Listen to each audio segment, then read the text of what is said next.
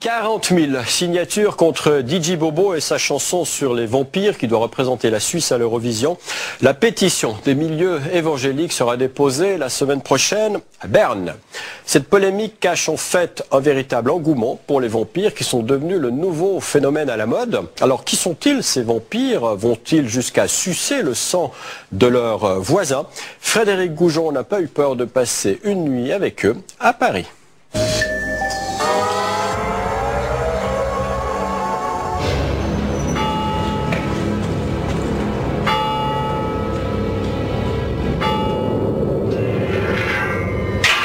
Le vampire fictionnel se balade dans des pages, et tandis que le vampire actuel, vous pouvez le croiser près de chez vous. Le vampire, pour moi, n'est pas la créature des films qui vit dans une cave toute sombre, qui tire tout le temps la tronche. On est très joyeux, on vénère la vie quelque part. On se nourrit de toute la vie qu'on peut trouver. On est venu là pour rencontrer le clan vampirique, essayer de comprendre comment ça marchait et peut-être essayer de fonder notre propre clan à Genève. Paris, la semaine passée, dans un bar du 11e arrondissement. C'était le 3e week-end international des vampires. L'un des rendez-vous incontournables de la communauté vampirique. Un nouveau mouvement est en train de naître en Europe.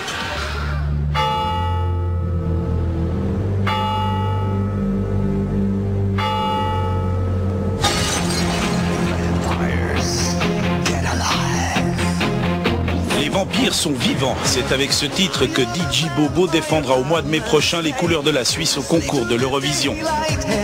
Les vampires ont la cote en musique mais aussi en littérature. En 1903, une profanation de tombe traumatisa le village vaudois de Reprat.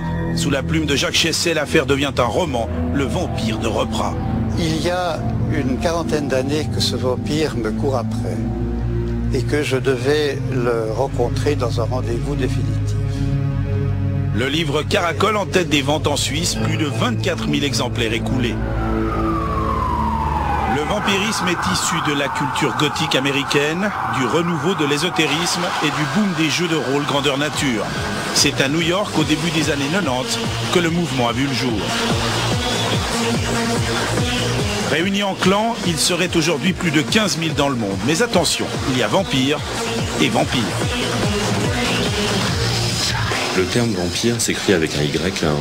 C'est une orthographe qui a été choisie par Father Sebastian, le grand fondateur de la scène new-yorkaise, pour se différencier finalement des vampires de la littérature fantastique, du cinéma d'horreur, puisque les vampires, avec un Y donc, ne prétendent surtout pas être des morts vivants qui sortent la nuit de leur cercueil pour aller sucer le sang des vierges. Laurent Courreau, journaliste et réalisateur indépendant, a côtoyé les vampires pendant 5 ans à travers le monde.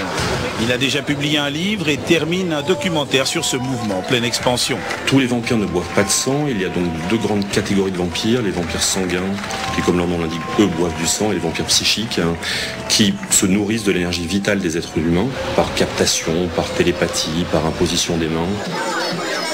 À Paris, on est quand même plus psychique que sanguin. Nos vampires buvant plus volontiers une bonne bière que du sang humain. Le jour, cet homme est technicien dans les télécoms, mais la nuit, il devient hurle-lune.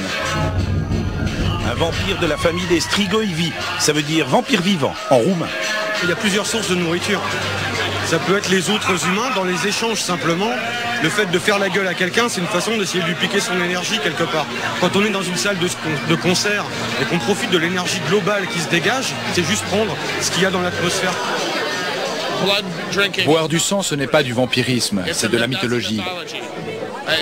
Le buveur de sang n'est qu'un fétichiste sexuel, cela n'a rien à voir avec ma vision du vampirisme ou avec celle de la majorité d'entre nous. Initiateur du renouveau vampirique, Father Sebastian est américain. Il a fondé le premier clan à New York. Grand organisateur de soirées, cet ancien prothésiste dentaire a amené cette nouvelle culture en Europe. Au fait, pourquoi se fait-il appeler Father ? C'est une vieille tradition parmi ceux qui fabriquent des crocs de s'appeler mutuellement père, parce que fabriquer des crocs, c'est un peu comme être parent. Et dans notre culture, c'est aussi une sorte de titre religieux. En Amérique, les crocs se déclinent à toutes les sauces. On en trouve sur Internet et dans des boutiques spécialisées. Ce sont les accessoires indispensables des soirées vampires. La pose de croc sur mesure fait partie de l'initiation d'un vampire. Conçu à partir d'empreintes de canines existantes, Father Sebastian en est l'un des fabricants les plus réputés. Il vous en coûtera environ 150 francs pour changer votre sourire. Les crocs font partie du prestige, de la séduction et de la beauté. Ils sont aussi de super jouets sexuels. Ils donnent un côté théâtral. C'est un bon sujet de conversation et une manière de prendre son pied. Je fais pas la différence entre mes crocs et je sais pas, un gars qui a un badge, je vote un tel ou j'écoute tel groupe ou pour moi c'est la même chose. C'est quelque part un signe d'appartenance. Au début j'avais du mal à les mettre parce que je sentais qu'il y avait un truc bien. Et maintenant au contraire ça me fait bizarre quand je les ai plus. Ça m'arrive des fois d'oublier que je les ai, de partir faire mes courses avec et de regarder la tête de la boulangère en me disant tiens il se passe un truc et me dire ah bah oui j'ai les crocs aujourd'hui. Bon. Mais en général c'est relativement bien accepté. Parmi les convives, quelques jeunes voix nous montrent fièrement leurs nouveaux crocs posés dans la journée. Mes parents m'ont toujours dit que j'étais un peu vampirique, que j'avais toujours des idées assez nocturnes comme ça. J'ai toujours eu l'impression que je me réveillais la nuit vraiment, que la journée j'étais toujours endormi. Même quand j'étais petit, j'ai dû me faire limer les canines parce que je les avais trop longues. Finalement, on découvre maintenant le mouvement et on se dit que bon, on y fait partie déjà. J'aime bien l'esthétique, mais les crocs, ça me parlait pas plus que ça. Boire du sang, ça m'intéresse pas trop, donc voilà, c'est plus pour le fun. Ben, boire du sang, pas tellement quand même, parce que il y a beaucoup de maladies, il y a peur de toute cette histoire-là. Donc suivant les personnes, pourquoi pas, mais il faut que ça soit vraiment un groupe très restreint et à faible dose, on va dire. Autre Suisse présent à Paris durant ce fameux week-end, Marcos Drake. Ce Lausannois n'est pas un vampire, mais un spécialiste des rites initiatiques. Il connaît bien le mouvement vampirique. Le vampirisme vient d'Europe, mais nous revient aujourd'hui des États-Unis. Les États-Unis ont toujours été ceux qui vont chercher la culture ailleurs, la revivifient, en font quelque chose de nouveau et nous la ramènent. De par leur nature, les Suisses sont beaucoup plus réservés, donc c'est un mouvement qui se développe underground. Il existe actuellement 3 familles bien développées en Suisse, très petites, mais qui rapidement font leur chemin. Le mouvement vampirique pourrait-il déraper et devenir une secte ?